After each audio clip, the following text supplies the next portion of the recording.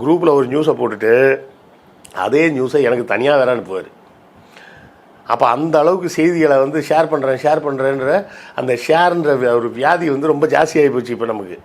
இது எங்கே கொண்டு போய் முடியும்? தேவையில்லாத பிரச்சனைகள், தேவையில்லாத தட்டுப்பாடு, தேவையில்லாத விலைவாசி உயர்வு, இது எல்லாத்துலேயும் வந்து நிற்கும். அந்த கடைக்காரனுக்கு பொருள் தான் நல்லது தானே சார்னா அவனுக்கு நல்லது தான். ஆனால் அந்த பகுதியிலே வாழக்கூடிய அன்றாடம் காட்சியாக இருக்கக்கூடிய தினக்கூலி, வாரக்கூலியில் வேலை பார்க்குறவங்கலாம் என்ன பண்ணுவாங்க? மாத சம்பளம் வாங்குறவன் 1 மாதத்துக்கு வாங்கி வைப்பான்.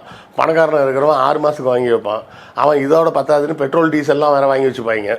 அப்போ எரிபொருளை கொண்டாந்து, எரியக்கூடிய பொருளை கொண்டாந்து வீட்டுக்குள்ளே பாதுகாத்து வச்சா வைக்க முடியுமா? வைக்க முடியாது. நீங்கள் வண்டியில் அவ்வளோ பெட்ரோல் 100 லிட்டர் பெட்ரோல் வாங்கி கொண்டாந்து வச்சுருந்தான்னு வைங்க, அதை வண்டியில் ஊற்ற முடியுமா? ஊற்ற முடியாது.